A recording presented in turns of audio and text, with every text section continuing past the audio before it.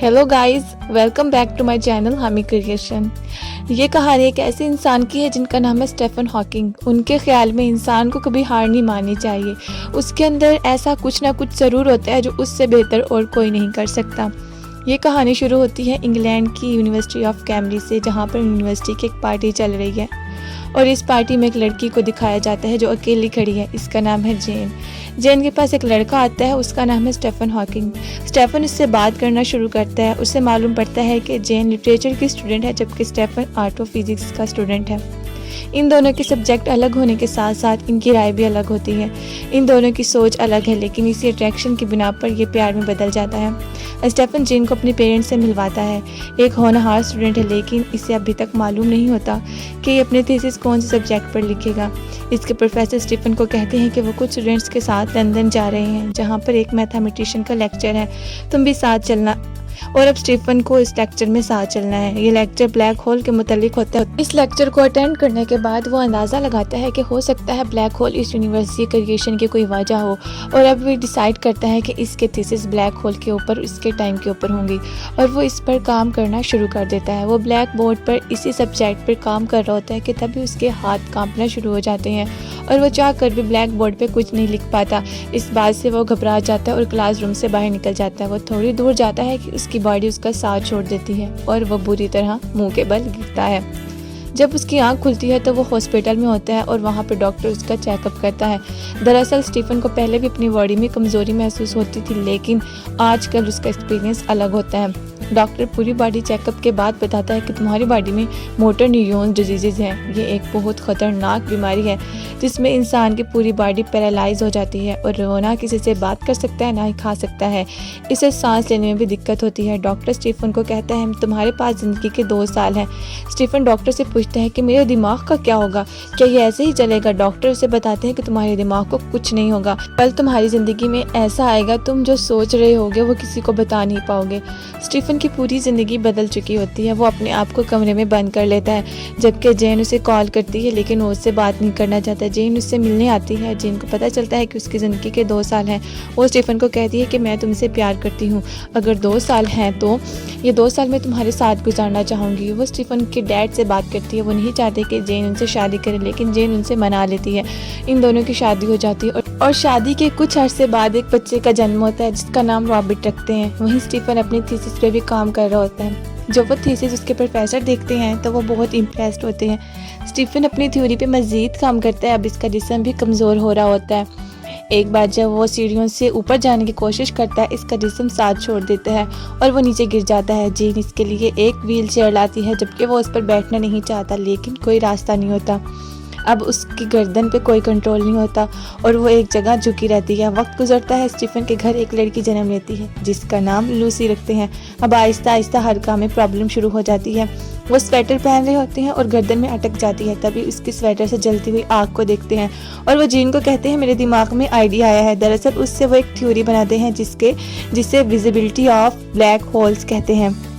इस थ्योरी को सुनकर सब बहुत इम्प्रेस्ड होते हैं। हालांकि उसकी उम्र ज़्यादा नहीं होती, लेकिन वो अपने काम की वजह से फिजिक्स के तौर पर मशहूर हो जाता है। यहाँ पे जेन के ख्वाब भी टूट रहे होते हैं। वो भी अपने थीसिस पूरी करना चाहती है, लेकिन जेन और बच्चे मसरूफ़ रहने से इसे वक्त नहीं मिलता। एक दिन जब वो अपनी मोम के साथ होती है, उसकी माँ उसकी परेशानी देख के कहती है तुम्हें चर्च जाना चाहिए, और फिर वो चर्च जाती है, जहाँ पे उसकी मुलाकात एक आदमी से होती है जिसका नाम जोनाथन होता है। उसकी बीवी भी अब दुनिया में नहीं होती। जोनाथन एक म्यूज़िक टीचर है, इसलिए जेन अपने बच्चे को पियानो सिखाने के लिए उसे घर बुलाती है, जहाँ पे स्टीफन से भी इसकी मुलाकात होती है। वो जाने से पहले कहता है अगर तुम्हें किसी भी तरह की मदद चाहिए हो तो मैं हाजिर हूँ। स्टीफन उसकी बात का मतलब समझ जाता है। अब जोनाथन उनकी ज़िंदगी और ख़ानदान में शामिल होना शुरू हो जाता है। वो जेन के काम में हाथ बटाता है और साथ स्टीफन का भी ख्याल रखता है। वो बच्चों के साथ भी खेलता है, उनके ख़ानदान का हिस्सा बन जाता है। इनकी दोस्ती मज़ीद गहरी हो जाती है। एक बार फिर जेन एक्सपेक्टेड होती है। सब लोग इसे गलत समझ रहे होते हैं। ये कहते हैं कि ये बेबी जोनाथन का है, जबकि जेन की मॉम उससे बात करती है तो वो इनकार कर देती है। स्टीफन को एक दिन ओपरा देखने के लिए इनविटेशन आता है। वो जेन से कहता है कि मैं अपने स्टूडेंट के साथ चला जाऊंगा, तुम्हें आने की ज़रूरत नहीं, तुम बच्चों के साथ कैंप पे जाओ। वो कहती है ये सब मैं अकेले नहीं कर सकती। स्टीफन कहता है तुम्हें जोनाथन को बुलाना चाहिए। वो कहती है जोनाथन नहीं आएगा। स्टीफन चर्च में जाता है और जोनाथन से बात करता है। उससे कहता है कि जीन को तुम्हारी ज़रूरत है।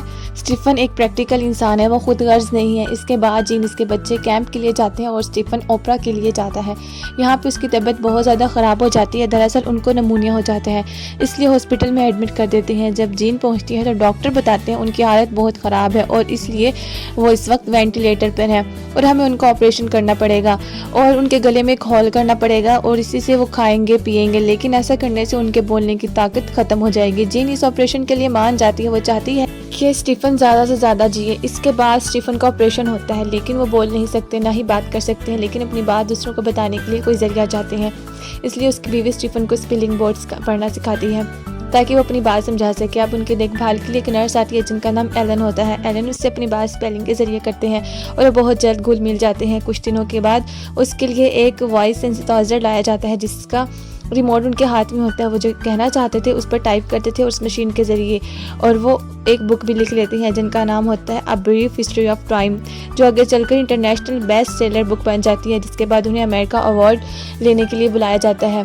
और वो ये बात जीन को बताते हैं और कहते हैं कि वो उनको साथ नहीं लेके जाना चाहते, बल्कि वो एलन यानी अपनी नर्स को साथ लेकर जाना चाहते हैं। जब जीन ये बात सुनती है तो वो समझ जाती है अब लेकर जाना चाहते हैं। जब जीन ये बात सुनती है तो वो समझ जाती है अब उनकी शादी का कोई मकसद नहीं रहा। दोनों इस बात से बहुत दुखी होते हैं। स्टीफन भी जीन की बात समझ जाता है। स्टीफन समझता है जीन का यही प्यार था। 2 साल मरने की खबर की वजह से भी मुझसे शादी की। अब ये समझते हैं कि दोनों के लिए प्यार ख़त्म हो गया, इसलिए डाइवोर्स दे देंगे। जीन यहाँ से जोनाथन के पास चली जाती है और वहीं स्टीफन एलन के साथ अमेरिका चले जाते हैं। स्टीफन स्टूडेंट के साथ अपनी बातें शेयर करते हैं, इनके सवालों का जवाब देते हैं। आखिर में स्टीफन अपनी बात शेयर करते हैं, वो बात जो उन्होंने ज़िंदगी से सीखी होती है। वो कहते हैं there should be no boundaries to human endeavour, we all have difference, however bad life may seem, there is always something you can do and escape it, while there life there is hope. इसका मतलब यह है कि इंसान की कोशिश करने की कोई बाउंड्री नहीं होती। हम सब के सब एक दूसरे से अलग हैं। ज़िंदगी चाहे जितनी भी बुरी क्यों ना हो, लेकिन हमेशा यहाँ पर कुछ ना कुछ ऐसा होता है जिसमें आप कामयाब हो सकते हैं, क्योंकि जब तक ज़िंदगी है तब तक होप है। उनकी ये बात सुनकर सब बहुत इंस्पायर्ड होते हैं। उसके बाद वो इंग्लैंड वापस आ जाते हैं और इंग्लैंड आने के बाद उन्हें क्वीन एलिजाबेथ II अपने रॉयल पैलेस बुलाती है, क्योंकि उन्होंने अपने वतन के लिए साइंस में जो काम किया होता है उस वजह से उन्हें honour of the companion of honours दिया जाएगा। ये अपने आप में एक बहुत बड़ा एजाज़ की बात होती है। स्टीफन अपने साथ जीन और तीनों बच्चों को भी ले जाते हैं और जब वो रॉयल पैलेस के गार्डन में होते हैं जीन उससे कहती है कि तुम चाहो तो इसे लेने से मना कर दो। आगे चलकर स्टीफन ऐसा ही करता है, वो इसे लेने से मना कर देते हैं। स्टीफन हॉकिंग और जीन अब हस्बैंड वाइफ नहीं रहे, लेकिन स्टीफन की ज़िंदगी में जीन ने जो कंट्रीब्यूशन दिया है वो इसे कभी नहीं भुला सकते। और आखिर में अपनी बीवी को कहते हैं वो देखो हमने क्या बनाया है, और सामने उनके तीनों बच्चे खेल रहे होते हैं। अब वो दोनों कहीं ना कहीं आपस में मोहब्बत करते हैं। स्टीफन हॉकिंग और जीन दोनों दोस्त बनकर रहते हैं।